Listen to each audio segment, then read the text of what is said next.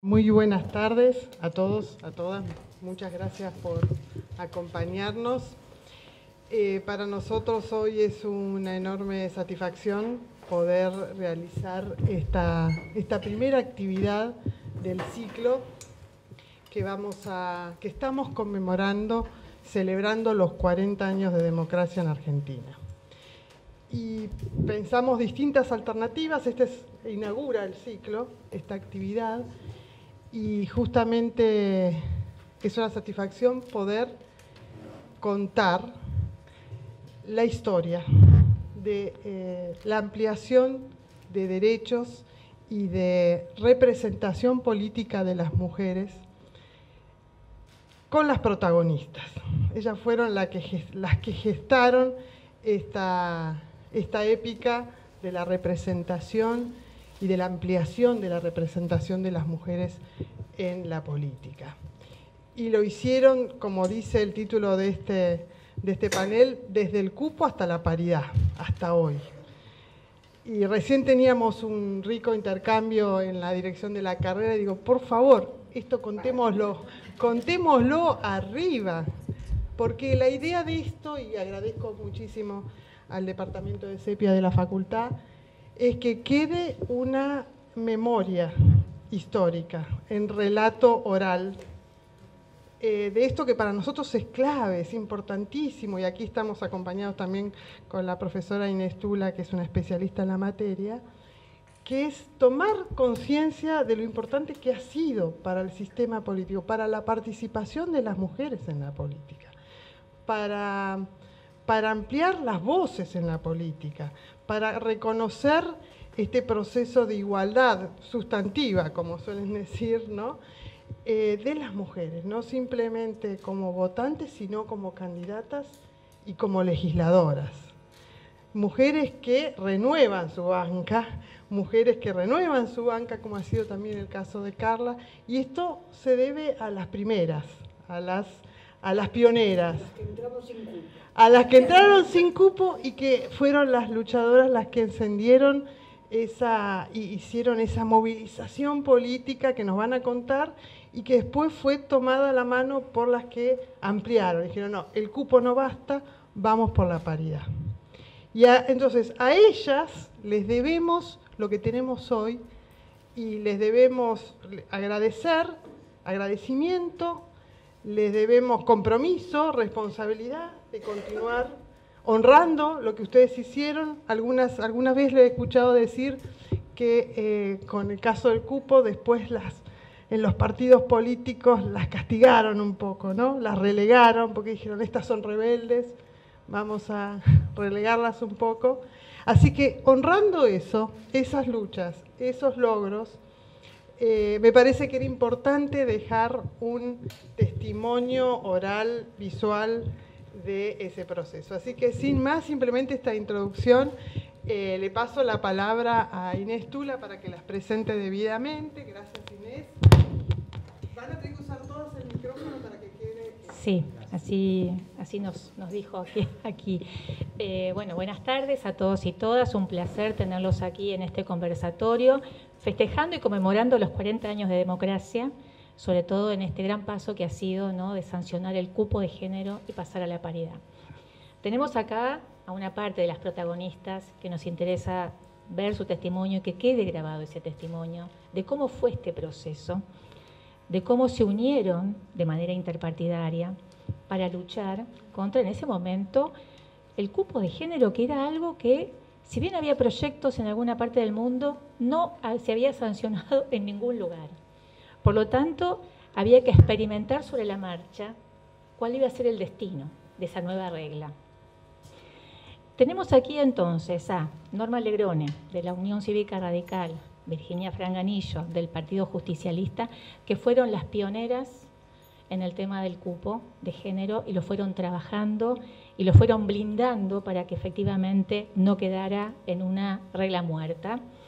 Y después tenemos a Carla Carrizo y Silvia Los Penato, Carla de la Unión Cívica Radical, Silvia del PRO, que fueron quienes lucharon para avanzar hacia la paridad, que también nos van a contar cómo fue todo ese proceso interpartidario. Les propongo la siguiente dinámica, que cada una se presente y hable 7 minutos sobre cómo vivió y personalizó internamente, es decir, la percepción que han tenido en ese momento en el que se producía el debate y la sanción de las cuotas. Va a haber una segunda ronda para que puedan orientar su discurso. Y la segunda parte, donde también vamos a ver 7 minutos cada una, es qué vieron de que cambió cuando se sancionó el cupo y después la paridad y qué desafíos quedan pendientes. Norma ya me hizo una cara como diciendo, todo lo que falta. Pero bueno, si les parece, vamos primero con Norma Legrone, después con Virginia Franganillo y después la segunda ronda, Carla Carrizo y Silvia Los Penato, ¿sí? Hola chicos y chicas, muchísimas gracias a la universidad por haberme invitado. Les digo la verdad, estoy de estreno, porque es la primera vez que concurro a esta facultad y estoy admirada de sus instalaciones, lo grande que es, y generalmente yo me movía dentro del ámbito de derecho y lo que eran las ciencias sociales antiguamente, que no es la misma de ahora. Ustedes quieren saber mucho y tenemos poco tiempo. Cuando nosotros empezamos esto, lo empezamos entre las viejas, las que entramos sin cupo, las que tuvimos y veníamos trabajando muchos años en la política por distintas razones, pero todas sabíamos, por lo menos las de mi partido y las que no eran de mi partido, que tenían una gran vocación democrática y que también tenían una gran vocación por su partido al que representaban. Así que comenzamos respetándonos, queriéndonos, y hoy es el día que te decía que Irma Roy vino al bautismo, al casamiento de mis hijos, venía a mi casa, yo iba a la casa de ella, la acompañaba cuando a veces las cosas desde el punto de vista de su matrimonio no iban bien, yo ejercía la profesión como escribana, teníamos una idea completamente diferente, pero teníamos desde el punto de vista del corazón, nosotros estábamos unidas. Si ella por ahí quería hablar de algo que a nosotros no nos gustó, Irma, ¿cómo vas a decir eso? Hemos recorrido mucho mundo con ella, Australia, la China, Japón, y ella aceptaba. Tenés razón. Y nosotros también a veces aceptábamos las ideas de ella, no era que íbamos al choque, ni que yo hice esto, ni que yo hice aquello. No se olviden ustedes que en la época del 83 yo era diputada nacional, Liliana Gurdulich, íbamos siempre dos radicales y una por la oposición, iba Liliana Gurdulich, que era senadora, y venía Irma Roy. Yo iba con Blanca Macedo de Gómez, o iba Dolores Díaz de Agüero, que ya había sido presidenta de su partido en Córdoba, a veces venía también Morini, es decir, éramos mujeres grandes, no podíamos sacar ningún candidato, pero éramos mujeres que sabíamos cada una de nosotros qué es lo que sabía y a dónde quería llegar. Estábamos un poco cansadas, porque acá no hay nada que sea nuevo ni que lo haya descubierto fulana o mengana. No, eso es mentira. Ya con la revolución del 90 aparecen las socialistas y las radicales juntas pidiendo el voto universal, secreto y obligatorio, que no se da. Era universal, pero las mujeres ustedes saben que no estábamos incluidas. Pero, ¿qué pasa con esto? Ellas formaron grupos entre ambas y cuando Alicia Moró de Justo, o Elvira de Lepiani de Rawson, estaban enfermas, tanto las radicales como las socialistas íbamos a saludarlas, íbamos a su casa y teníamos una relación, pero al contrario, para mí estar con Alicia Moró de Justo era un gran honor. Yo era muy joven y ella no era tan joven, ni querés digo con Elvira de Lepiani.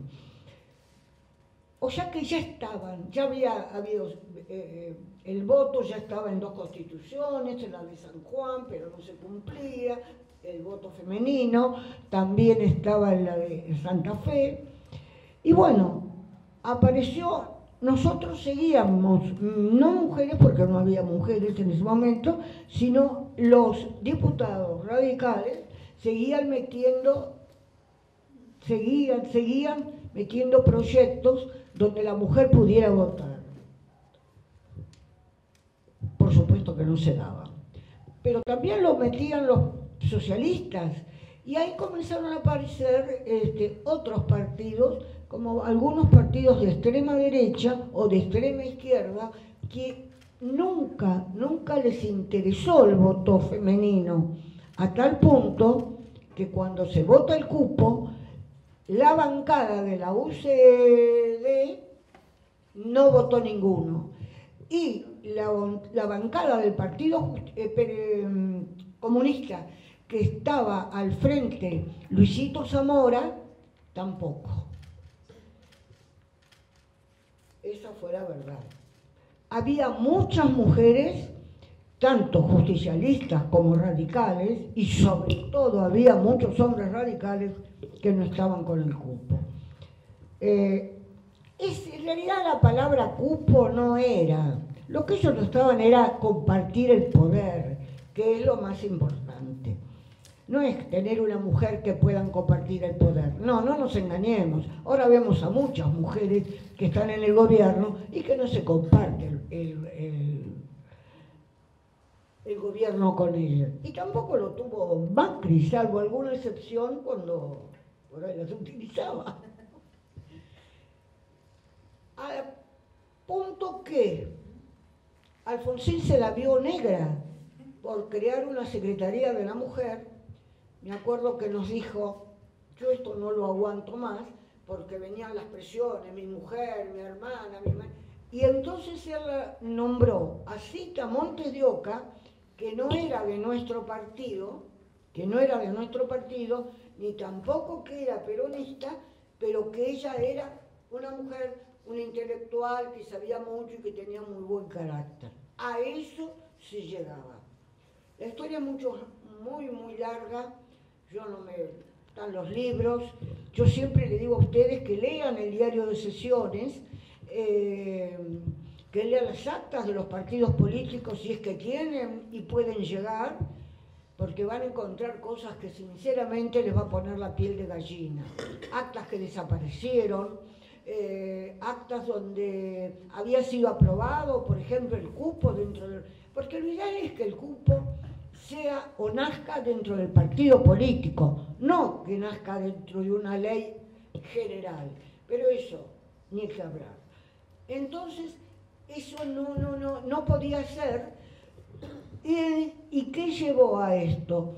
Llevó a que nos uniéramos un grupo muy pequeño, que comenzó en el año 89 en una conferencia en Santiago del Estero, donde de repente mirábamos y veíamos a mujeres de muchos partidos, y en especial mujeres que eran maestras de las ONG, que maestras de la cooperadora de los chicos, y nosotros no estábamos acostumbrados a eso.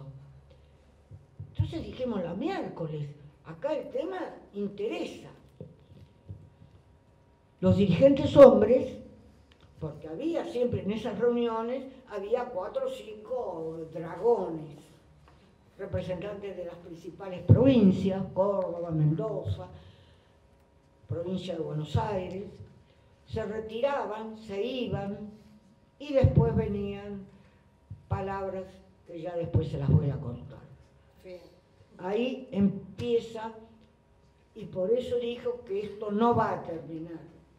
Ahora nos quedamos muy contentas porque con la paridad el 1 por 1, pero no nos engañemos, hay mujeres muy, muy inteligentes, mujeres que saben mucho, que están muy preparadas y que no han llegado en estos momentos. No pueden ser ministra de temas tan importantes como la diversidad, como género, como minoridad, personas que no están capacitadas. Ustedes lo pueden saber cuando las miran por televisión y ven las encuestas que les hacen. Sí, pero la puta, ¿cómo puede ser mujer que esté diciendo esta barbaridad? Ya termino, tesoro, ya termino. Pero que yo me entusiasmo porque sé que estos temas solamente hay que ir a libros muy especiales y que la gente joven generalmente no lo sabe. Gracias y perdóname.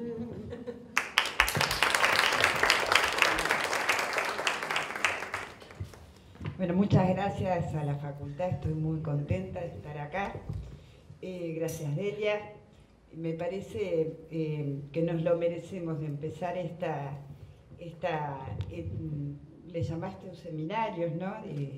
Por los 40 años de democracia, porque, como se dice acá en esta casa, la transición democrática, los cientistas políticos recordarán, la denominaron el tiempo de los partidos.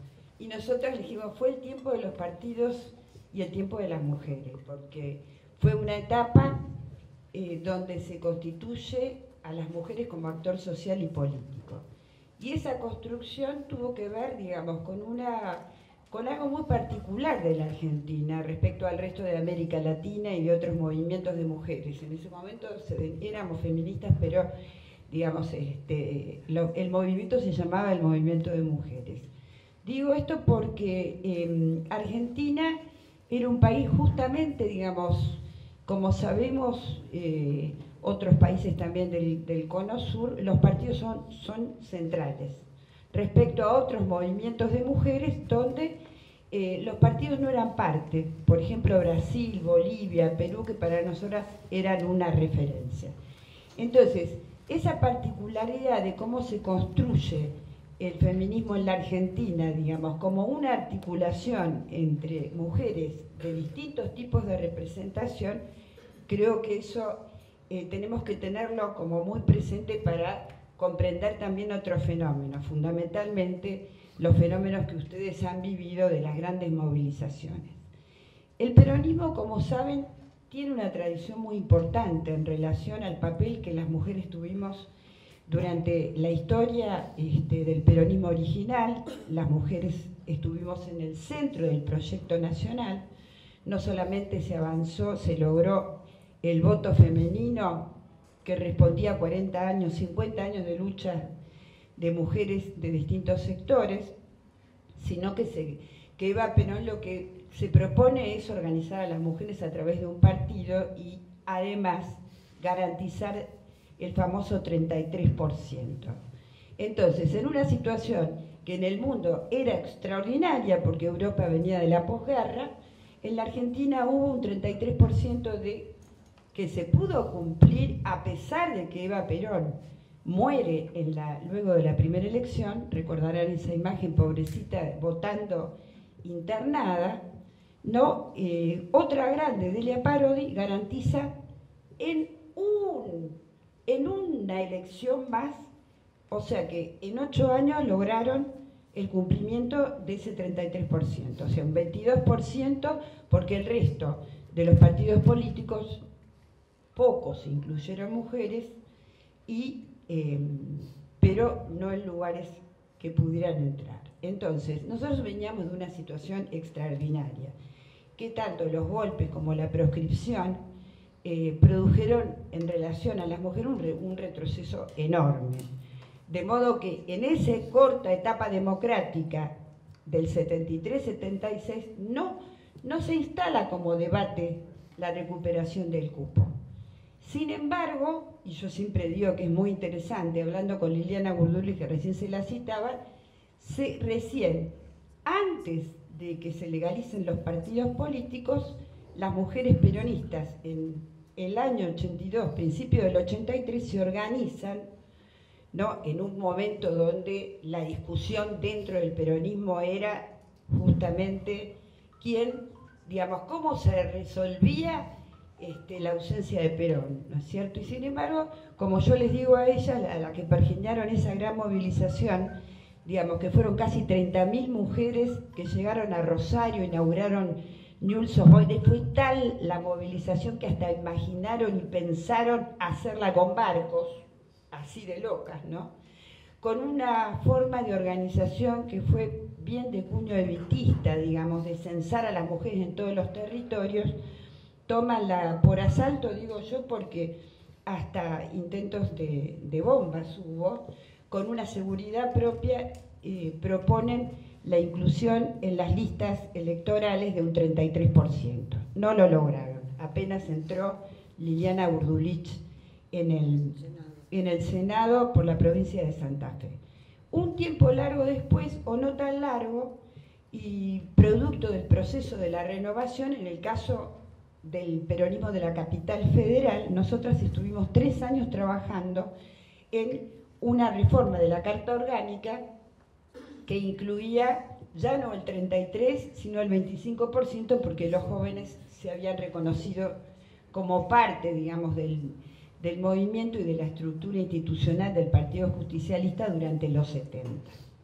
Y si bien logramos reformar la Carta Orgánica, pero ese 25% lo que no tuvo garantizado es el lugar de oposición, digamos, dentro de la jerga de las ciencias políticas. Entonces, en otras provincias también, caso San Luis, tuvieron algunos avances en el municipio, y justamente fue con algunas de las pocas radicales que eran concejalas, en Río Negro después, pero digo, los 2 grandes intentos fueron eso. Entonces, llega la etapa de la campaña del año 89, y no casualmente, yo fui, digamos, la coordinadora de la plataforma electoral. En nuestra plataforma electoral estaba la creación de un Consejo Nacional de la Mujer, digamos, que superara la experiencia del radicalismo con Alfonsín. Inclusive teníamos conversaciones con las compañeras radicales y con las compañeras que habían estado en la subsecretaría. Eso ya estaba saldado, de que íbamos por un organismo jerarquizado, pero nosotros no incluimos el 30% en la agenda electoral. Incluimos, por ejemplo, políticas de salud sexual y reproductiva que fueron un escándalo en el Congreso partidario, pero sin embargo ni se nos ocurrió a incluir el 30%. Como siempre dicen algunas de nuestras compañeras, si no lo hubiéramos presentado las radicales, era imposible que a nosotros nos otorgaran el 30%. Entonces, llegamos a esa votación, ya contó Norma lo que significó para las mujeres radicales. Nosotras estuvimos al tanto de lo que, después de la derrota electoral del 89, esa reunión nacional de mujeres radicales, donde pueden consensuar, promovido por las históricas, la inclusión de leyes. Yo he hablado más que con vos en esa época con Margarita. Yo le decía, ¿por qué Margarita? ¿Por qué? Y bueno, porque nosotras éramos legisladoras. No fuimos muy conscientes de que estábamos haciendo historia y que esta iba a ser la única ley a nivel internacional. Entonces, ¿y por qué? Y porque a nosotros no nos lo iban a otorgar los radicales, porque lo intentamos en el Comité Nacional tantas veces. Bueno, ella tiene un libro escrito, primero un trabajo y después un libro escrito al respecto. ¿No es cierto? Entonces, a nosotras no nos lo habían otorgado, tampoco a ellas. Entonces, ellas, con el poder que tenían de representación en la Cámara de Diputados y en el Senado, presentan proyectos de ley que justamente lo que es novedoso. Las francesas lo habían intentado, tenían que llevar al comité, pero nosotros no sabíamos que las francesas lo habían intentado y que no habían podido ni siquiera trascender el comité constitucional. tampoco las francesas eran muy conscientes de lo que estaban haciendo, después las conocí. 3 cosas más, digo, que me parece que es importante. Entonces, esa noche en el Senado en la que yo estuve, fue una noche donde, como digo yo, entre gallos y medianoche, a Margarita la rechazan en la Comisión de Asuntos Constitucionales, se encuentra en un pasillo con Liliana Burdulich, que también la habían sonado en otro proyecto, en otra comisión, y le dijo Liliana, hicieron algo acá hay legisladora, increíble, totalmente, vamos a ser finas, excéntrico. Adentro de la sesión, ¿viste?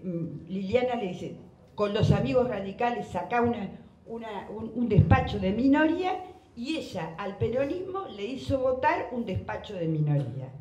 Increíble. Así que salimos de ahí, por supuesto que estaba como muy claro que eso había sido testimonial, nosotras cantábamos se siente, viste, está presente. Pero nosotros después de esa noche empezamos a intensificar la relación entre las que estaban nosotras estábamos en la conducción nacional del partido y ellas, pero la clave fue la creación del Consejo Nacional de la Mujer. Sin eso era imposible. Digamos, si nosotros no lo instalábamos en el poder, eso era imposible.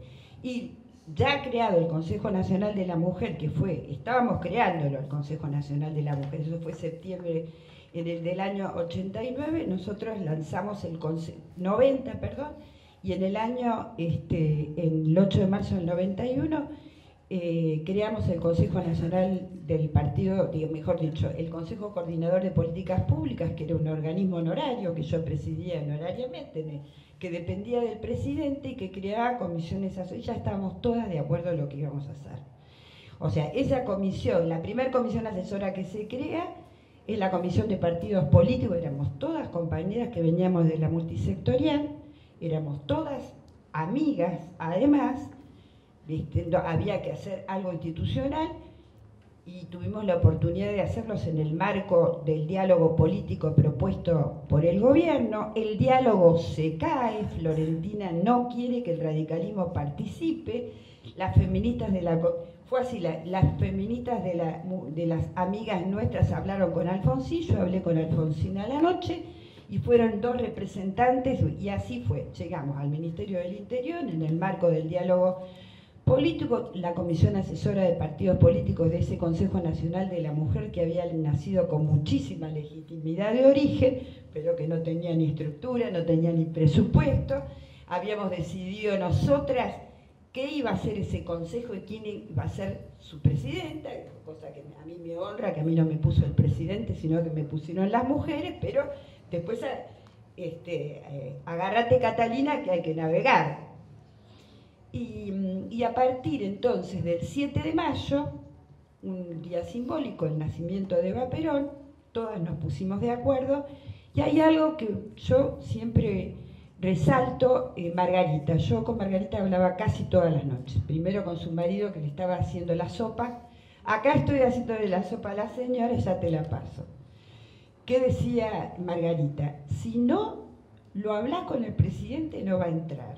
Bueno, pero nosotros nos dimos a una tarea de organización muy importante. Entonces, el objetivo fue incluir dentro de la agenda política del gobierno y del Consejo Nacional de la Mujer el cupo. Y así fue como esa comisión de partidos políticos se creó en todas las legislaturas de las provincias argentinas, donde peronistas, radicales y partidos provinciales, en las áreas de la mujer de todos los gobiernos peronistas y radicales, y lanzamos una campaña, la primera encuesta, pero llegamos al mes de septiembre y nadie se había enterado de lo nuestro. Así que bueno, me tocó hablar con el presidente dijo que estaba de acuerdo, vino el congreso partidario, se juntaron todos los planetas, porque lo que nosotros hicimos fue una construcción en red de absolutamente todas. Se instala el tema cuando el presidente compromete en el congreso partidario, denuncia que el peronismo se había convertido en un movimiento machista y que hay que recordar que había un 4% y medio de representación partidaria, lo mismo a nivel de las provincias, lo mismo a nivel de los municipios. partido. Y a partir de ahí se instala el tema. Entonces, se suma un ministro muy poderoso, el ministro Manzano, ministro del Interior, y el Consejo Nacional de la Mujer. Iba todo sobre ruedas, las movilizaciones nuestras eran impresionantes. Yo le hablaba a Gabriela González Gas y conversábamos todo el tiempo que íbamos mirando en cada uno de los distritos donde el radicalismo teníamos que fortalecerlo, íbamos conversando absolutamente todos los días, nos reuníamos, teníamos, digamos, un espacio permanente de discusión todos los partidos, hasta que Manzano decidió, presionado seguramente por los gobernadores, bajarse del apoyo de la ley. Y me propuso reformar la Carta Orgánica del partido, donde le dije que íbamos a morir con las botas puestas, con mucho temor, porque dije, ¿quién me banca? No, todas nuestras compañeras, estaba Gabriela González Gas, y efectivamente nosotras llegamos a esa fecha que había sido definida por el gobierno y el partido, que había pedido el 6 de noviembre una sesión especial, llegamos solas.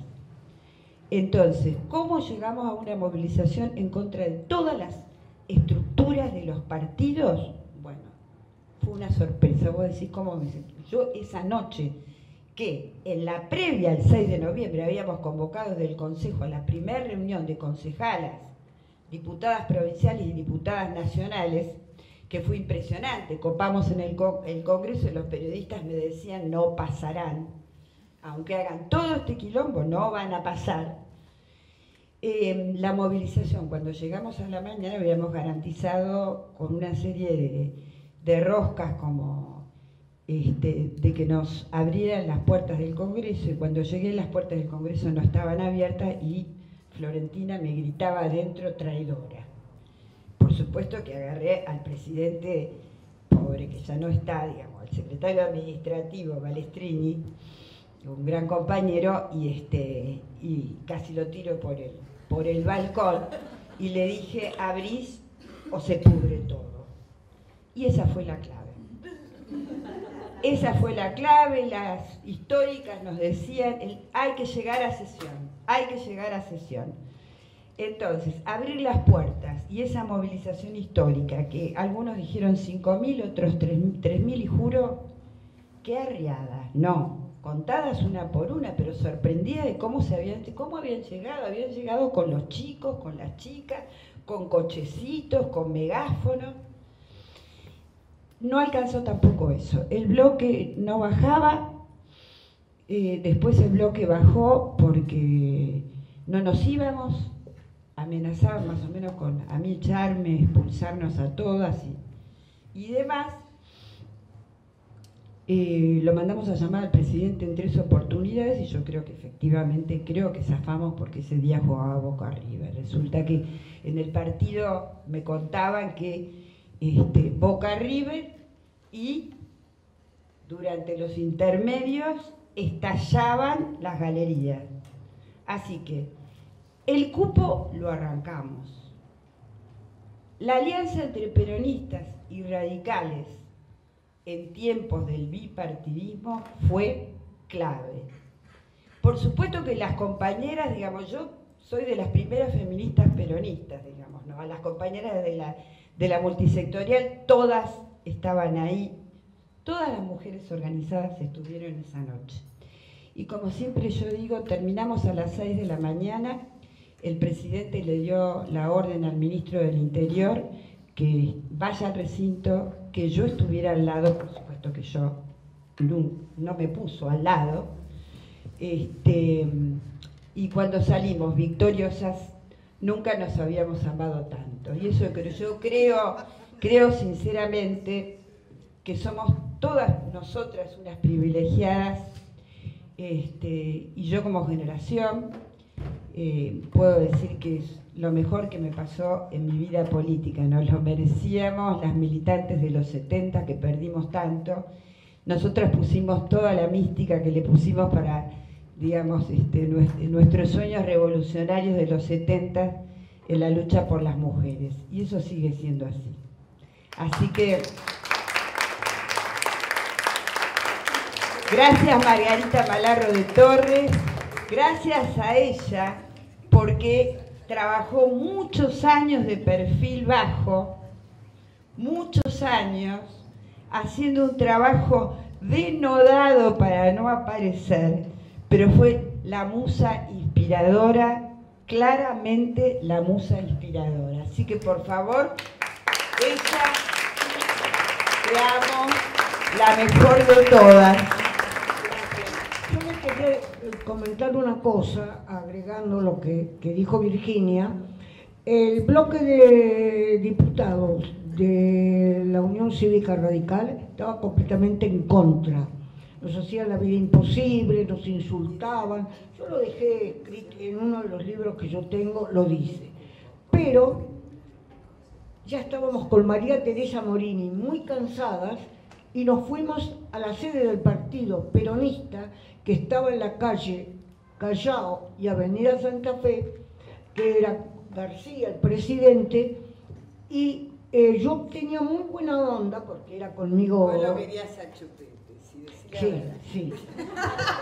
Miren, les voy a contar una cosa. Él llevaba conmigo, él siempre mandaba a una diputada que por ahí, una diputada humilde que no podía pagarse, porque la gente está equivocada, cree que es la Cámara la que paga todo, y no era así. Y la pobre mujer no tenía plata para pagarse la comida. Entonces ella dijo, no, era santiagueña, no se preocupen. Yo cuando llego le digo a José Luis y él, Norma, te va a mandar la plata. Efectivamente, a los 5 o 6 días viene al despacho mío un asesor o no sé qué era, de José Luis Manzano, y me trae el dinero. No, yo le decía, a mí me da vergüenza, no, ya está. Bueno, o sea que tenía una buena onda. Aparte tenía buena onda con el peronismo, porque cuando yo era candidata a diputada, un hermano de mi padre con mi mismo apellido era candidato a diputado por el peronismo, que no entró. Pero hay más. Fonte, que era mi marido, era muy amigo de Eduardo Menem. Digo, mira, esto no va. Bueno, déjame, yo voy a hablar con ellos. Entonces agarró María Teresa Morini y yo, y nos fuimos que no nos iban a recibir, fuimos al Partido Justicialista. Le contamos y al rato se aparece José Luis Manzano. O sea que se lo habían dicho que íbamos a ir. Entonces José Luis dijo, quédense tranquilas que yo voy a hablar con Menem. Liliana Burdulich decía, todavía venía cada rato, no pongan esas caras, todavía no habló, pero ya va a hablar. Y nosotros así, no, que no habían hablado con Menem. Y él hacía una sonrisita.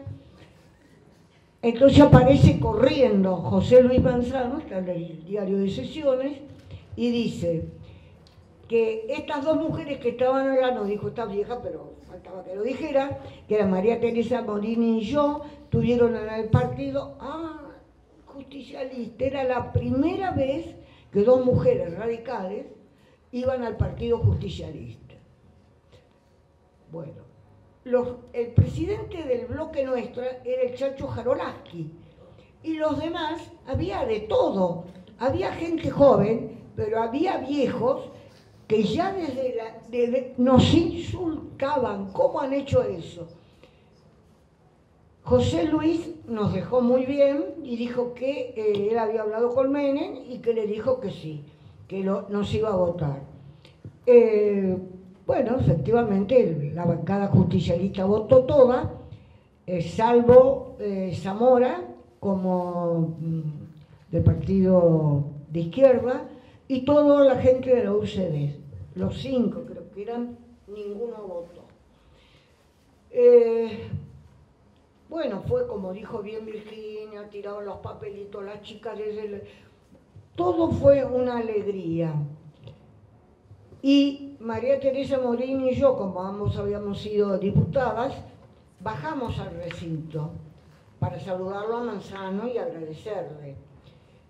Y el presidente del bloque nuestro, que era Jarolaski, se quedó, pero sin decir nada. Pero el presidente de la comisión, que era el diputado Baglini, nos dijo, se paró en el medio del recinto y dijo, señalándolos con el dedo, ustedes dos nunca más van a hacer nada. Y María Teresa Morillo dijo, a mí qué me importa. Y me dice, ¿y a vos te importa? No, tampoco. Yo era mucho más joven que ella. A ninguno de los dos. Y el Chacho Jarolaski, se le venían algunos diputados que le cortaban el yugular. Y él me miró en un momento determinado, me cerró el ojo y me dijo que sí. Empezaron a votar los radicales. Y 2 o 3 se quisieron tirar para atrás, pero no pudieron porque Jarolaski dijo que iban a votar a favor porque ya habían dado la palabra, que él había hablado con Menem, y me decía mi marido, claro, algún subsidio que le voy a tener que dar de la Caja Nacional de Ahorro y Seguro. Y efectivamente Fonte quedó muy amigo tanto de Carlos como de Eduardo. Así fue. Esa noche festejamos todas juntas, con pizza y cerveza, en los bares de enfrente, allá las 6 de la mañana, y los mozos nos venían a saludar, algunos nos pedían un beso, y nos decían, yo le voy a contar a mi mujer, a mi hija, a mi tía, a las mujeres de su familia, las felicito, chicas, qué suerte. Bueno, esa fue una jornada que la vivimos entre todas, sin pensar tal vez que el tiempo nos iba a seguir dando oportunidades para poder seguir peleando. Perdón, Norma y Virginia, por cortarlas, porque realmente está tan interesante escucharlas, es tan interesante saber cómo se vivió esa parte de la historia que nos apena cortarlas. Voy a hacer unas aclaraciones. Cuando hablan de Chupete, hablan de José Luis Manzano, que era el ministro del Interior en ese momento. Cuando hablan de Margarita, hablan de Margarita Malarro, que era la senadora radical que presentó el proyecto de ley de cupo. Ahora, entonces, le vamos a dar la palabra a Carla Carrizo, que es podemos decir, la segunda generación, las que pelearon la paridad y aprendieron de estas mujeres de cómo hacerlo. Carla. Bueno, primero agradecerles enormemente. Venir acá es como estar en casa. La verdad que extraño un poco, pero ya no voy a volver a ser académica porque hace 7 años que no doy una clase y he cortado mi carrera académica. Así que, pero bueno, me dio una alegría enorme venir acá. Y la verdad que es como dice Norma, nosotros somos hijas con Silvia de esa audacia. Porque ellos lo dijeron bien, ellas no entraron por el cupo. Es decir, que eran mujeres con un capital y una audacia y una incidencia en sus partidos muy amplio. Y nos abrieron las puertas. Pero nosotros teníamos algunas ventajas comparativas con Silvia cuando llegamos, que no tuvieron ellas. O sea que cuando yo lo veo en perspectiva, la verdad que es una gesta. Primero, ¿qué ventajas tuvimos nosotros? La política no es una historia personal, pero cuando se dan estas circunstancias se mezclan las dos cosas. Se mezcla lo colectivo y se mezcla lo personal. Fue como dijo Virginia, ella es la mejor de todas, nos preparó para hacer todas las travesuras. A mí me tocó esa historia personal y la verdad que tenía como cuando llegó la paridad y todo el tema del debate, estaba como preparada para dar esa batalla. Entonces, son las dos cosas, la historia personal y el contexto político. En el contexto político, ¿qué nos favoreció a nosotros? A nosotros nos favoreció que la paridad fue en 2017, que se votó en noviembre de 2017, y 2 años antes habíamos tenido Ni Una Menos. Ni Una Menos fue una marcha potente, increíble en la Argentina. De hecho que la seguimos sintiendo todos los años. Esa fecha, ¿no? Junio de 2015, yo digo, las mujeres argentinas aprendieron una palabra, se popularizó la palabra femicidio mucho más fácil que feminismo. Las mujeres argentinas aprendieron a decirse en la plaza por lo que les faltaba, una política que las cuidara, la intensidad de la violencia. Y no fue hecha por políticas, fue hecha por periodistas. O sea, fue tan potente esa marcha y nosotros estábamos adentro. Nos blindó ese proceso. Había un actor colectivo potente, las mujeres se decían a sí mismas y los varones le temían a esa plaza pública. Entonces nos brindó ese proceso político tan potente que era hijo, ese proceso también era hijo del cupo pero se masificó, porque ni una menos fue en todas las provincias, todas las clases sociales y todas las generaciones, madres, hijas, abuelas. Eso fue una ventaja comparativa inmensa. La segunda, habíamos aprendido de ellas, sabíamos cómo hacerlo. ¿Y qué había que hacer? Un enfoque interpartidario, lo que dijo Virginia, el oficialismo, nos tocaba a nosotros, siempre cuando uno es oficialista, no es lo que siempre encuentra, es el monosílabo más conocido. Tenemos que buscar aliados, entonces hicimos una estrategia compleja y por eso llegamos a 2017 con 2 proyectos de paridad, uno en diputados y otro en Senado. El que saliera más fácil lo íbamos a sacar. O sea que sabíamos que aprendimos de ella. ¿Qué aprendimos? Interpartidario, tenía que ser un enfoque donde todas estuviéramos juntas. Segundo, el nivel, una estrategia legislativa importante. Factor sorpresa. Esa noche también se alteró la agenda. Debemos decir que tenemos un aliado increíble, que fue Emilio Monzó. Nos alteramos el orden del día, pero no lo pudimos hacer los partidos mayoritarios. Nuevamente los partidos mayoritarios, y era un poco lo de Baglini, cuanto más cerca del poder, más costos políticos de innovar. Entonces, la que rompió y la que tenía la vocería fue Vicky Donda, que era un monobloque. Nadie iba a decir nada. Ella dijo y fuimos adhiriendo. Pero había ya un proyecto en cada cámara y logramos nosotros instalar el que estaba más, era justo el que estaba, porque en el 2016 tuvimos el debate de la reforma política, durante el gobierno de Cambiemos, entonces teníamos en diputados, obviamente armamos paridad y todas las mujeres diputadas, y en el Senado el peronismo no estaba a favor de la reforma, pero pusieron paridad. Bueno, sobrevivió, teníamos a mano del Senado, así que alteramos el orden del día y se aprobó. Teníamos entonces el contexto político, las mujeres movilizadas, la estrategia de ellas, aprendimos. La audacia, una estrategia que tenía que ser bien selectiva, bien sofisticada, fue así. Y lo tercero era el aprendizaje histórico. Otro hecho muy potente fue la reforma del 94 del artículo 37. Era constitucional pedir la igualdad sustantiva. No era un deseo, no era un capricho. Porque la verdad que aún así, con todos estos factores, ellas que abrieron el camino, las marchas, las mujeres movilizadas, era difícil que los varones dijeran que no, ¿no? Y sin embargo, hubo 85 que se ausentaron, se fueron. Mágicamente se fueron. Había que discutir el poder. Fíjense que nosotros negociamos, que lo aprobábamos, pero que lo implementábamos en 2019 para que se adaptaran. 2 años.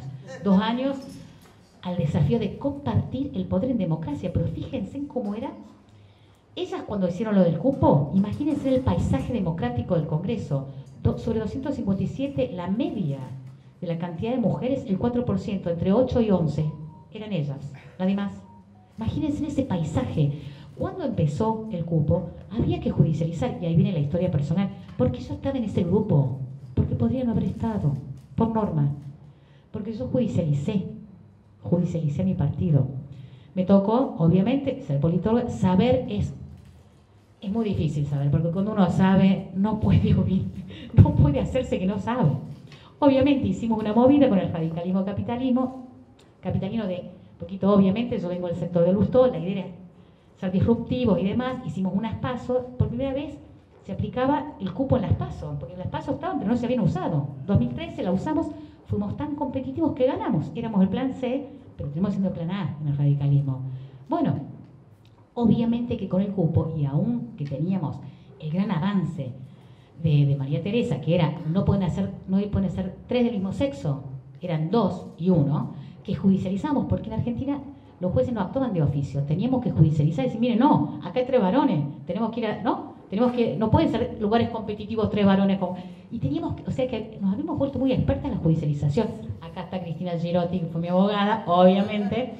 Entonces, imagínense, ganamos y eran 2, pero teníamos que judicializar, porque si no, mi banca del radicalismo, de Sumamás con Lustó, se quedaba otro. pero ninguno quiere tener incomodidades, ya está. Había sido una coalición, había que aceptar la derrota, y le tocaba a la mujer a otro partido, al circunmenos. Entonces dijimos nosotros, no, miren, yo soy politóloga. Todo el mundo sabe, mis alumnos saben que yo no puedo decir que esto es así. Tengo que judicializar. Entonces, ¿qué hago? Le fui a consultar al oráculo. Norma, ¿qué hago? Hay que judicializar y prepárate porque esto es la lepra. O sea, chao. Obviamente fue una estrategia que todo el mundo, los radicales, que no tenemos la experiencia de mujeres tan disruptivas como ustedes, me miraban y me decían, qué coraje. O sea, como que, ¿no? Y estaba Norma acompañándome, haciéndome la travesura, y ganamos. Ganamos en primera instancia, ganamos en segunda instancia, vos te acordás, todos, ¿qué pasó, Carla? Y vamos y ganamos. Lo que quiero decir es que yo tenía una intensidad y un aprendizaje, y mujeres que se habían jugado por mí. Y yo no podía decir que no. Tenía que hacer lo mismo que ellas hicieron por mí, estar ahí. Entonces, en mi caso, y esto se lo quiero agradecer enormemente a Norma, romper un mito, porque a veces se dice que si uno se adapta, que en el poder hay que adaptarse, porque si vos sos disruptiva te castigan. Bueno, la verdad que yo tengo que decir que en mi caso, pero es porque había una sociedad distinta, mucho más democratizada y demás, en mi caso fue un poco de respeto, se anima, ya ahí me empezaba a tener miedo, de cuidado que va a hacer juicio por cualquier cosa. Y la verdad que tengo que decir que eso genera liderazgo. Cuando uno se anima como se animaron ellas, y por eso Norma está hablando hoy acá, en su momento fue una gran rebeldía que a ellas sí le costaron. A Norma le costó la carrera política, podría haber seguido mucho más, pero bueno, cuando una mujer disputa poder es peligrosa, y cuanto más poder disputa, más peligrosa es, y la agresividad aumenta, pero también genera liderazgo. Nosotros estamos aquí porque a su modo ellas generaron liderazgo y nos enseñaron eso. Y bueno, decíamos al inicio, no nos fue tan mal con Silvia, vamos por la tercera reelección, un montón, porque vieron que para las mujeres ir por el Congreso es como una linda historia de vida, no hay una carrera política. Bueno, en nuestro caso todavía estamos por la tercera, bueno, yo creo que va a ser la última, pero es un montón, hicimos mucho. Así que esa es un poco la historia de la paridad. Obviamente Silvia le va a poner otros contenidos, pero decir que aún así nos costó, tuvimos que tener una gran estrategia y una gran alianza con todas las ONGs. Ahí estaban todas las mujeres de todos los sectores, interpartidarios, pero no solo políticos. Estaban la gente, las periodistas ni una menos, las ONG, porque teníamos que explicar, y teníamos que explicar en medios, y gente muy formada y universitaria, por qué la paridad no era un privilegio. ¿Por qué queríamos la equidad? No queríamos ese debate, y esto por ahí, ¿cuál va a ser la agenda pendiente? Hoy hay un clima, Argentina lideró que una acción afirmativa hacía una igualdad sustantiva, que no podíamos ser mayoría y estar subrepresentadas en Argentina. Era una democracia increíble, era una democracia incompleta, y había un artículo constitucional, pero nosotros tuvimos que tener una estrategia mediática, porque todo el mundo decía, pero ¿cómo es eso? Es una injusticia, es un privilegio. ¿Tiene capacidad? ¿El mérito? Hoy todavía se debate eso. Es decir, que las estrategias de afirmación positiva todavía tienen que argumentar, ¿no?, el tema de que para representar a las mujeres tenemos que ser más. Y entonces la pregunta es, y con esto ya cierro, hicimos bien, hicimos mal. Hay un montón de datos para decir que realmente el número importa en política. Y hay una gran diferencia entre tener un tercio y tener el 50%, porque la agenda no es la misma, y la cantidad de leyes que transforman tampoco. Democratizamos un montón la incidencia, lideramos, las mujeres usamos el cupo y la paridad a full. Ahí hemos estado peleando leyes, y tenemos un gran desempeño. Ahora, hay una tarea pendiente, y es el paisaje que tenemos en Argentina, que tenemos una brecha que no hemos resuelto. Norma siempre lo decía, cuando a veces yo la escuchaba, cada vez que llegaba el aniversario una menos, siempre la sigo a Norma a ver qué dice, porque todavía me ilumina un montón, siempre. Y hay una brecha que nosotros no logramos achicar la brecha entre género, varones y mujeres, pero hay una brecha, las mujeres estamos en el Congreso, pero hay un sesgo de clase enorme. Sí, tenemos mérito, las mujeres que llegamos ahí somos de clase media, todas universitarias, sabemos un montón. Falta una representación más potentemente democrática, que todas las clases sociales.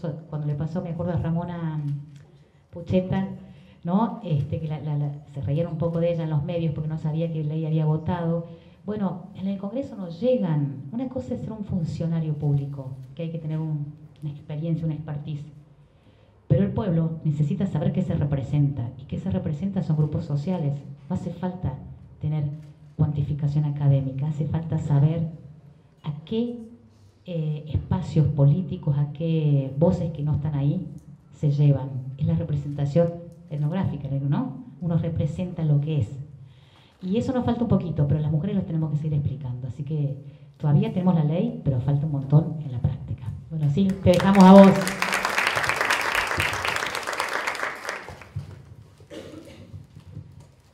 Bueno, muchísimas gracias. Para mí, como egresada de esta carrera, de esta facultad, siempre es un gusto enorme, enorme cada vez que Elsa me dice, ¿venís? Sí, vengo siempre.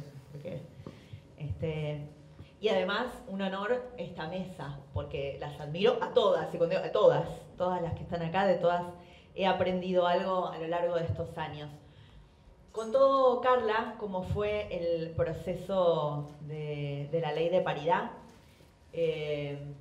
Y voy a agregar y complementar algunas de las cosas que dijo. Efectivamente, la ley de paridad se empieza a discutir porque el Poder Ejecutivo quería discutir una reforma política. Y ahí está la primera batalla que perdimos, que fue que la paridad viniera en el proyecto del Ejecutivo de reforma. Dimos esa discusión al interior del Ejecutivo, la perdimos, y mandaron el proyecto sin ley de paridad, y yo avisé que se la íbamos a meter adentro del Congreso. Yo dije, miren, si quieren podemos quedar bien con todas las mujeres y mandarlo desde el Ejecutivo en el proyecto, y si queremos podemos quedar mal, pero lo vamos a meter adentro del Congreso, porque una vez que entra el proyecto ya es nuestro. Así que, y eso sucedió, obviamente, ya había muchas iniciativas presentadas en distintas provincias para avanzar con la ley de paridad. Las leyes de paridad ya estaban saliendo en otros países de América Latina, y había una movida dentro del movimiento de mujeres para impulsar esta norma, así que, aunque viniera sin eso, era evidente que en el interior del Congreso esto iba a suceder. Así que la primera organización que tuvimos que darnos fue cómo hacíamos para meter dentro del dictamen la ley de paridad, como metíamos un artículo que garantizara la paridad en las listas dentro de una reforma electoral que era más amplia. Y la verdad es que lo que hicimos, y en eso ayudaron muchas de las compañeras de otros partidos políticos, porque nosotros como oficialismo impulsábamos esa ley y íbamos a votar ese dictamen, es condicionar su apoyo al dictamen a que existiera un artículo sobre paridad. Con lo cual, nosotros, oficialismo en minoría, si no había artículo de paridad, no teníamos el número para despachar el dictamen, así que yo tuve que volver al Poder Ejecutivo y decir, lamentablemente, no hay número, pero tenemos una solución. Si ponemos el artículo de paridad, yo consigo los votos que faltan para sacar el dictamen. Bueno, obviamente que había mucho interés en que saliera esa reforma, era un proyecto importante para el Poder Ejecutivo, y me dijeron, bueno, si sale con paridad, pongamos paridad, y metimos paridad dentro de la sanción que sacábamos de diputados. Teníamos un problema que en el Senado nuestro proyecto no iba a avanzar, nuestra alianza era diferente, la alianza que teníamos en diputados, que la del Senado. En el Senado teníamos una minoría muy grande, nuestro gobierno, e imposibilidad de avanzar con esa reforma, que además tenía un montón de cosas que el PJ no quería, los gobernadores no querían, así que eso no iba a avanzar, pero lo hablamos con las chicas del Senado, y ellas dijeron, nosotros lo que podemos hacer es sacar una ley de paridad, nada más, solamente con la parte de paridad, y no les vamos a avanzar con el resto. Así que el mismo día que nosotros aprobábamos la media sanción de la reforma política con paridad, ellas aprobaban en el Senado la paridad, sin el resto de la reforma política. Nos cruzamos esas sanciones y ahora había que hacer la segunda parte, ¿no? Nosotros sabíamos que era muy difícil que avanzara de aquel lado la reforma política, pero sabíamos que teníamos una chance de que avanzara de este lado. Por supuesto que nuestro oficialismo, que presidía la Comisión de Asuntos Constitucionales, no quería poner en tratamiento esa media sanción. Así que ahí tuvimos que armar una estrategia legislativa.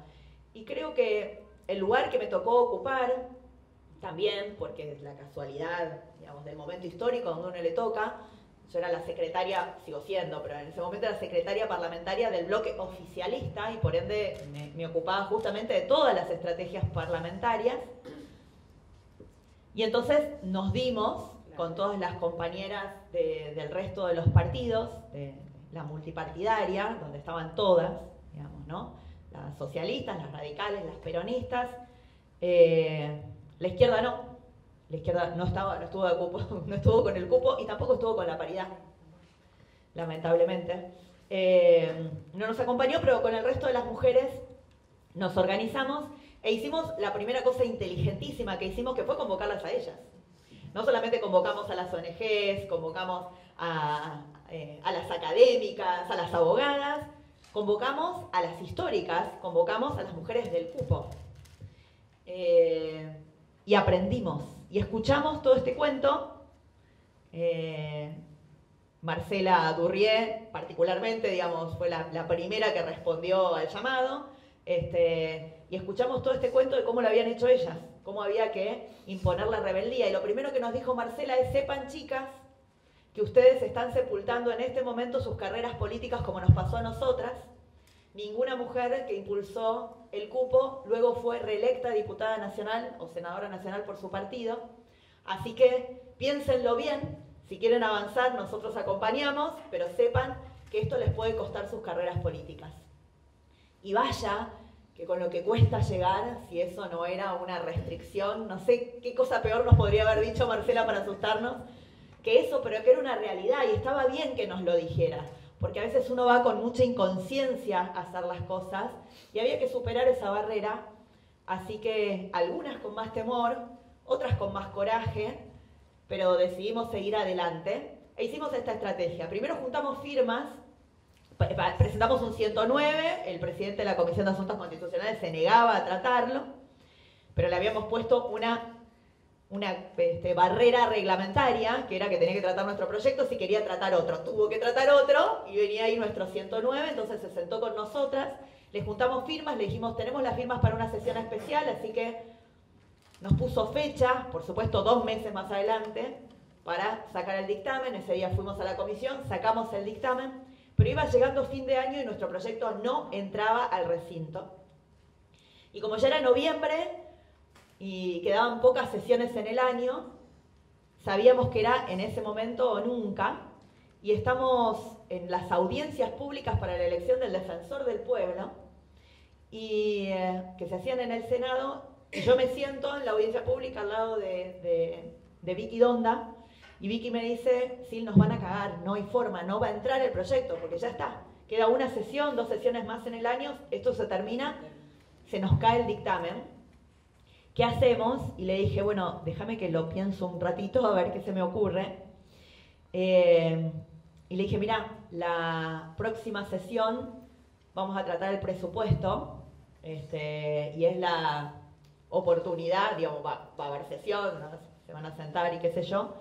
Tenemos que insistir para que podamos tratar el tema y lo tenemos que poner, digamos, en el orden del día, como que no se va a tratar, y después lo tenemos que mover, lo tenemos que adelantar. Una movida que hicimos a la madrugada. Entre nosotras, solamente las mujeres sabíamos que esto iba a suceder. Nos miramos con todas, con Victoria, con Graciela Camaño, con Carla, con Brenda, digamos, hicimos así, señal de humo, es el momento, es la hora, hicimos el pedido, el apartamento, contamos que hubiera quórum, contamos todo para que nos saliera. Y bueno, y efectivamente el presidente de la Cámara, que no se resistió, definitivamente vio que la movida estaba muy organizada. Él siempre decía que se empezaba a poner nervioso cuando nos veía a las mujeres del recinto movernos, porque sabía que algo venía, pero no sabía qué era lo que iba a pasar. Y así fue que terminamos votando este proyecto como a las 2 de la mañana, no sé, en un horario muy extraño. Y aprendimos muchas cosas de ese proceso, de cómo lo hicimos. El primero es que durante todo este tiempo, fueron muchos meses, ponernos de acuerdo para sacar la sanción de diputados, decidir que teníamos que avanzar con la del Senado, juntar las firmas para obligar al tratamiento de comisión, generar una estrategia para tratarlo durante la madrugada en una sesión, que iba a ser la última del año, porque nos mentían que iba a haber una más, pero yo sabía, porque me ocupaba de armar las sesiones, que eso no iba a suceder. De hecho no sucedió, no hubo ninguna otra sesión, así que lo sacábamos ese día o no salía más el proyecto. Y aprendimos en este proceso que una clave fue la amistad política. Esto que dijeron todas. Las mujeres, entre las mujeres no había la misma grieta que había entre las distintas fuerzas políticas y entre los varones. Los temas de mujeres y la comisión de familia y mujer, que ahora se dividió, pero que en ese momento estaba unida, había sido la más productiva del año. Habíamos sacado un montón de proyectos juntos. Hoy hablaba con Alejandra Martínez, que era quien presidía la comisión en ese momento, y me contaba que habíamos sacado 11 proyectos. Nosotros teníamos 86 diputados, oficialismo en recontra minoría, y la única comisión de la cual podíamos avanzar era en la comisión que trataba nuestros temas, ¿no? Porque ahí habíamos generado esto, decíamos, esto es para todas, no es de un partido, no es el logro de un partido, es el logro de todas, es un movimiento y tenemos que avanzar, y teníamos esa confianza. Teníamos esa confianza para que nada de lo que acordáramos trascendiera nunca, nunca se supo nada. Tuvimos un chat durante muchos meses que se llamaba Paridad sale o sale. Habíamos puesto ese nombre. Y jamás se filtró a un medio, a nada, ni quiénes participábamos de ese chat, ni qué decíamos, ni qué íbamos a hacer. Siempre manejamos el factor sorpresa porque habíamos aprendido de ellas, que el factor sorpresa era importante. Digamos que si adelantábamos, se iban a abrochar en algún punto, entonces teníamos que manejar el factor sorpresa. Y sacar la paridad fue clave para que después pudiéramos sacar el aborto, porque ahí se consolidó la multipartidaria de mujeres del Congreso.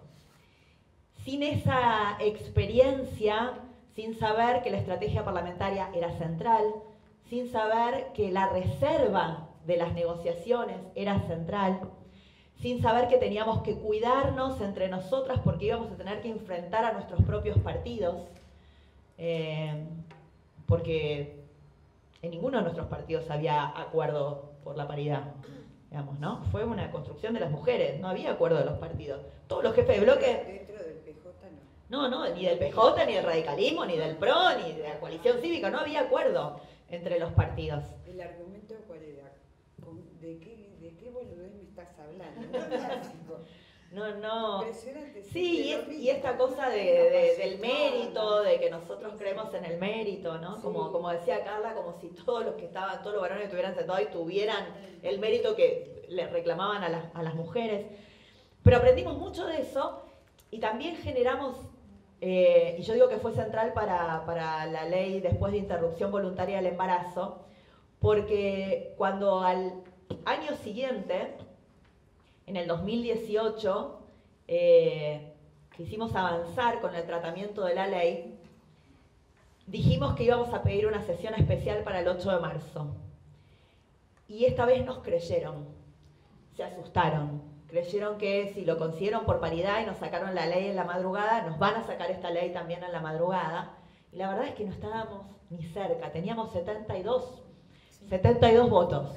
Pero ellos se compraron, se inventaron que teníamos 129 y se apuraron los que estaban en contra de la legalización de la IVE para convencerlo al presidente de que el 1 de marzo él abriera el debate, porque entonces no los íbamos a atropellar con una media sanción y una sesión especial, sino que ellos nos iban a llevar a la larga y que nos iban a terminar ganando la votación.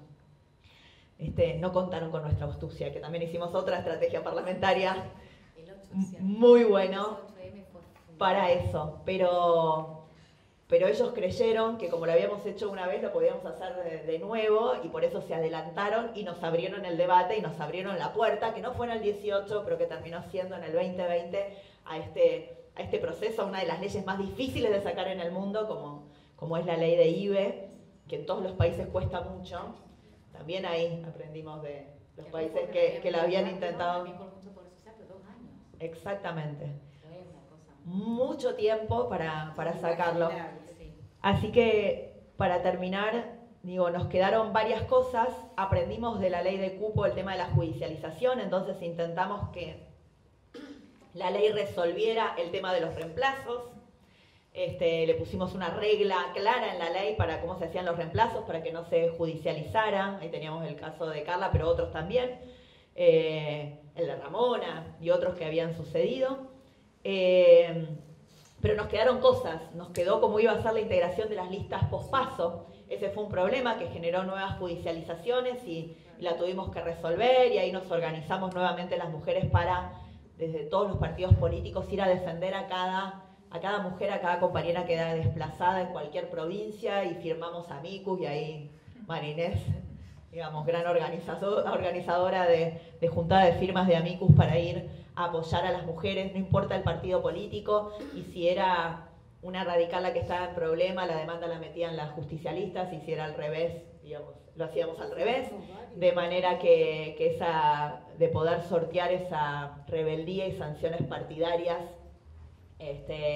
y finalmente lo conseguimos de esa manera.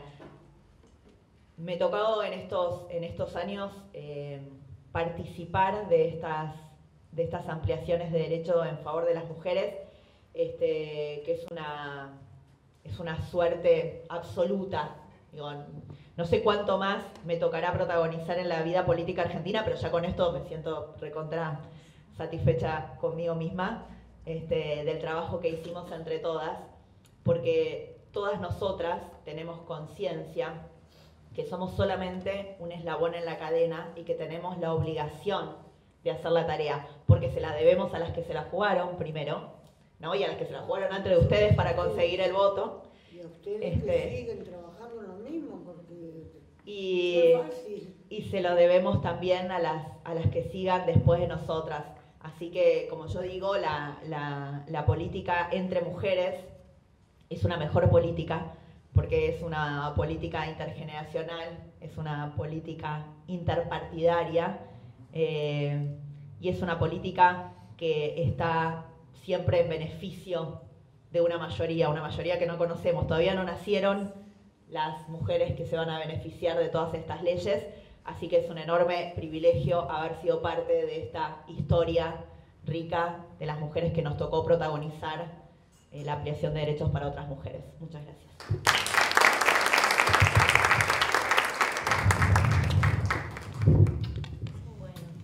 Muy ilustrativo, muchísimas gracias por la descripción y por el testimonio de cada una de ustedes de lo que significó internamente y en grupo la sanción tanto de la ley de cupo como de la ley de paridad. No tenemos mucho tiempo más. Les voy a pedir si pueden sintetizar un desafío cada una para ver qué es lo que nos falta y cuál es el que privilegian de todos los desafíos que tenemos, solamente uno, de ver cómo se puede seguir trabajando en esto. ¿Empezás vos, Carla? Ay, uno es muy poquito. Sí. Pero dos minutos, un minuto, decir, bueno, que yo creo que la agenda, sí, las mujeres que ingresamos por la paridad al Congreso, es pensar que es solamente un puntito dentro del sistema político, y faltan un montón de organismos, por mencionar organismos de control, todo lo que es el dinero público en Argentina, la Auditoría General de la Nación. Hay proyectos, pero son 6 auditores y hay una mujer, o 6 o 7, no sé. Digamos, ese es un ejemplo de el resto. Parece un montón y recién empezamos. Esa es la foto que hay que tener un poco en cuenta. Segundo, hay un montón de leyes y ese ímpetu que tuvimos hoy está en una meseta. Y hoy está en una meseta en la que hay una involución. Las mujeres lideramos leyes, pero no hay muchas leyes, sobre todo el 2002, el 2022 y el 2023, bajó un montón la cantidad de leyes que sancionamos vinculadas a mujeres que favorecen mujeres. De hecho, nosotros estamos con temas que son neurálgicos y que no hemos logrado avanzar, licencias. Entonces, lideramos leyes, pero nos falta liderar leyes que hagan a las mujeres más iguales entre sí en Argentina. Todavía un poco esa brecha de la plaza abierta se va a volver a llenar. Necesitamos representar genuinamente y llevar la paridad a todos los ámbitos de poder donde las mujeres disputan, deporte, ciencia, etc. Creo que hay que volver a reconstituir un poquito eso, porque hay mucha expectativa, y también el gran desafío que nos queda a nosotros es pensarnos un poco, porque obviamente la Argentina está atravesando una situación macro muy difícil. Entonces, cuando hablamos de género, se percibe como una sofisticación y un privilegio, porque, digamos, hay una demanda de política universal que tenemos en común. Y entonces, cuando uno habla de una política más sectorializada, digamos, hay un veto social, y la verdad que todavía la brecha de las mujeres y los varones y las brechas entre las mujeres entre sí es enorme, enorme. Entonces también nos queda ahí un gran debate argumental, intelectual. Todavía no está, digamos, cuando hay escasez, vuelve esta idea de que la paridad se vive como un privilegio y no como un punto de llegada democrático en Argentina. Así que a mí me parece que hay mucho por hacer, es un punto de partida y como ustedes piensen, el cupo, 30 años, nosotros llevamos ¿cuánto de la paridad? 4, nada. Tenemos que sacarle muchísimo, muchísimo jugo a estos incentivos que recién empiezan a funcionar. Muchísimas gracias. Yo voy a otra cosa. A mí me preocupa la calidad de las mujeres que llegan. Porque por un momento determinado es como si tirarían todo abajo. Pero no lo hacen de mala fe, no lo hacen sino porque no están preparadas. Yo siempre vengo diciendo, prepárense, las mujeres tienen que entrar preparadas. ¿Qué pasa? No todas las mujeres tienen que hablar de los derechos de las mujeres, de los niños, no. Hay temas en economía que cualquiera de nosotros conocemos, a mujeres que saben muchísimo, pero la fotografía y los medios siempre llaman a los hombres. Hombres que a veces dicen pavadas, estupideces, y los escuchamos, pero a mujeres que saben no las llaman. Yo mucho no escucho, pero últimamente me he dedicado, al no poder caminar mucho, a poner los programas políticos, no los comunes, sino estoy escuchando La Nación por más que no me interesa mucho es decir, no estoy de acuerdo con muchos de los conceptos de Bartolomé Mitre, ni de lo que trae La Nación. Pero he aparecido últimamente economistas jóvenes, incluso esta que lo acompaña a Milei. Es una mujer que está muy bien preparada.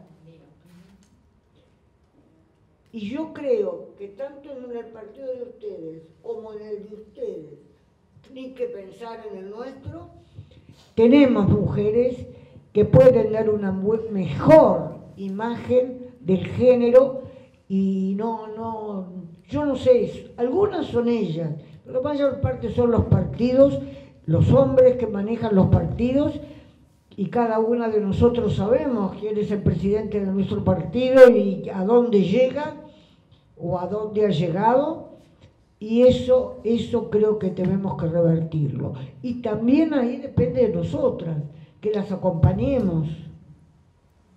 Y digamos, ¿por qué esta mujer está ahí en el Ministerio de Diversidad y Género si no tiene la más puta idea de qué es?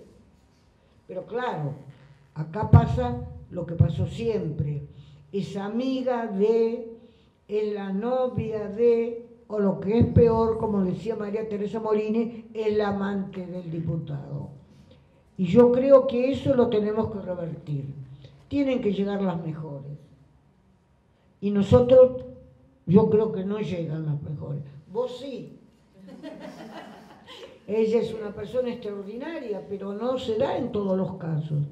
Y esta chica también. Ha aprendido, ha estudiado. Yo también tuve que estudiar, por más que pertenezco a una familia de políticos, pero también, y todavía es el día que agarro un libro de Hipólito Yrigoyen, que hago un libro de Alem, que agarro un libro de Perón. Es decir, todavía de Macri no. Pero quiero decir que yo creo que eso para nosotros es una tarea que nos estamos pendientes.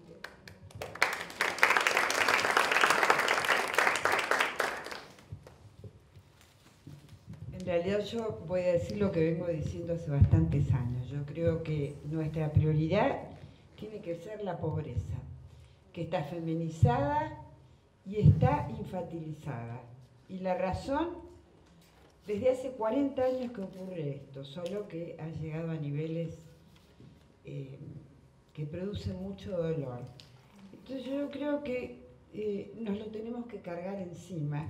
Lo dice alguien que no vengo del feminismo duro, pero desde hace 40 años nosotros venimos planteando lo que dice Norma, que nosotros tenemos que conducir la economía, las ingenierías, etcétera, etcétera. Pero nosotros tenemos una situación en la Argentina de un 63% de criaturas que son pobres y tenemos que explicarle a la sociedad que ahí, con eso, es la expresión más brutal de que se acaba la Argentina. Y si no nos lo cargamos nosotras, ¿quién carajo se los va a cargar? A los niños no tienen quien los represente y tenemos que representarlo nosotras. Entonces, lo digo así, sencillamente. Después, si quiere, podemos hablar de economía feminista, podemos hablar de los cuidados, y yo creo que eso es una recreación, del feminismo. Cansada la feminista que esa división sexual del trabajo no se ha movido casi nada, pero lo que ha producido es un daño enorme, irreversible, que es la pobreza infantil, la pobreza de las mujeres y fundamentalmente la reproducción social de la pobreza. Por supuesto que somos mujeres políticas, que sabemos perfectamente, entendemos de macroeconomía, entendemos de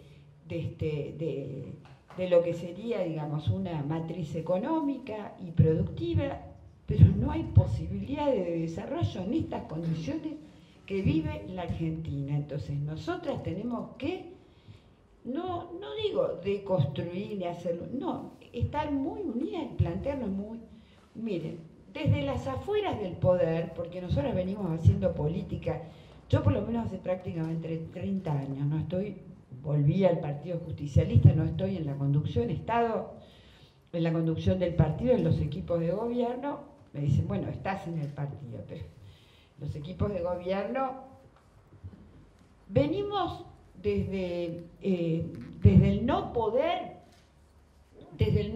nos plantamos hace no demasiados meses, hicimos un manifiesto feminista para erradicar la pobreza infantil, porque hay soluciones, la educación y el cuidado de la primera infancia existe. Argentina desde Sarmiento hasta el presente ha sido pionera. Entonces, no tengo ningún problema que me digan que soy esencialista, que ya los niños soy de esas que luchó para que las mujeres seamos sujetos de derecho, pero yo creo que esos son los desafíos que nos tienen que reunir. Yo integré la comisión redactora del proyecto de ley que elaboró el Poder Ejecutivo junto a 8 compañeras y compañeros de reconocidos y reconocidas académicamente, y tuve la oportunidad de participar y nosotros nos reencontramos para el tratamiento de uno de los proyectos. Yo no trabajé en ese proyecto y yo cuando llegué, que miro muy atentamente los programas de televisión y también las sesiones, vi un buen clima, ¿no? Estábamos contentas nosotras de reencontrarnos. Yo creo que este es un tema que nos une con la Iglesia, digamos, nos une. Entonces nosotros tenemos que decirle a la sociedad argentina que no se puede vivir en una sociedad cuando hay un niño pobre. Bueno, hoy la mayoría son pobres. Tenemos que hacer que esta sociedad se sienta más digna, ¿no?, de estar junta para resolver este problema. ¿Es posible? Por supuesto que es posible. El peronismo originario hizo una revolución y empezó por ahí. No, yendo más cerca, quienes conocen Colombia, ¿no?, un país, ¿no?, lacerado por todas las violencias posibles, empezó a reconstruir ciudades desde ahí. Y es el mismísimo sentido común. Bueno, yo creo que es, porque yo creo que de verdad verdadera, pensando en relación a lo que significó la paridad, ya hablé sobre el cupo. Yo creo que esa descripción que ustedes hacen, una paridad que se da el día del paro de las mujeres, se da en un proceso, digamos, ¿no es cierto?, que garantizaba y garantizó y está garantizando que la paridad se discuta en todos lados. No sé, tendríamos que profundizar un poco más. Sabemos lo que significa la construcción institucional en la legislatura, dentro de los partidos, en una asociación profesional, en el ámbito artístico, bueno, más o menos, digamos, el ámbito legislativo ha ido acompañando con cantidad de proyectos de ley para todos esos actores. Entonces, ahora, de esto lo tenemos que meter en campaña en cada una de las coaliciones como un tema central. Ese es mi sueño. Gracias.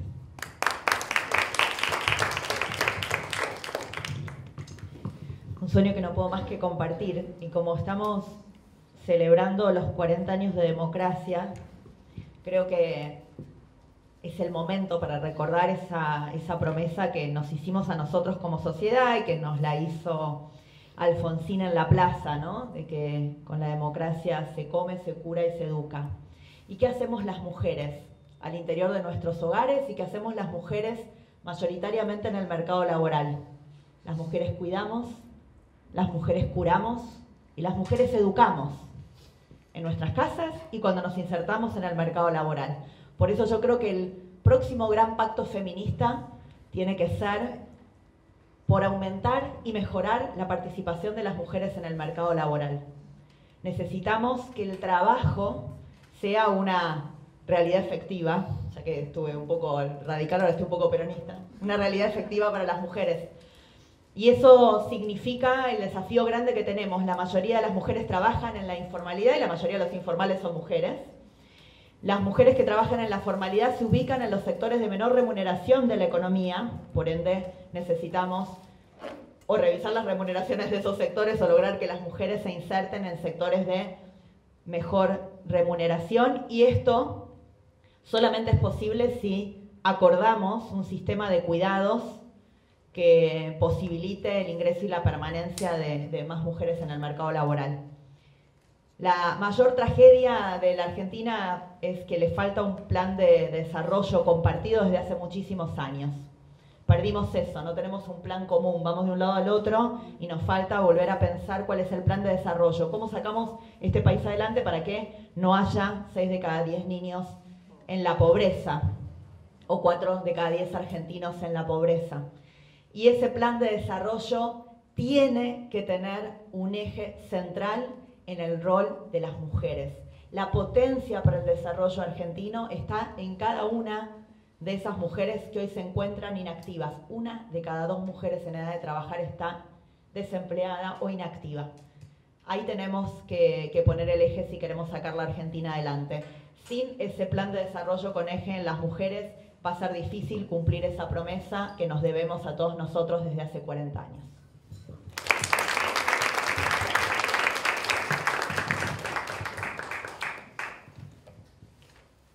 Estamos cerrando esta actividad. Quiero decir que son mujeres que nos inspiran, que son mujeres que muestran liderazgo, que enseñan cómo se lidera, que son constructoras de procesos, que más que lo que escuchamos hoy, que dejan legado, que han hecho historia, que nos muestran cómo se hacen las cosas. Sabemos cómo el efecto sorpresa, la negociación, el organizarse, ser sororas y organizarse de manera multipartidaria y de todos los espacios, nos deja muchísimas enseñanzas. Estas son las cosas positivas de los 40 años de democracia. Hay mucho por hacer y ustedes mencionaron muchas cosas y hay tanto por hacer todavía en el país, en Argentina, pero por lo menos esto fue un granito, varios granitos importantes, pilares importantes de construcción de la democracia, de ampliación de derechos, de participación, de estar discutiendo acá esto que hicieron muy grande para la democracia. Así que para mí realmente es un enorme placer, un orgullo tenerlas acá, en esta casa. Acá hay jóvenes que estudian esto, estudian la política, la ciencia política, pero también hay militantes y hay esto, ¿no? Ganas de participar en los partidos políticos, ganas de aportar, como vos dijiste, aportar cada uno lo que pueda, un granito en la construcción de un proyecto, de un nuevo modelo de desarrollo, de inclusión de las mujeres y resolver esa agenda que tenemos pendiente, que nos duele, que nos parte el corazón, que es la pobreza. Entonces, la verdad que quiero agradecerles enormemente.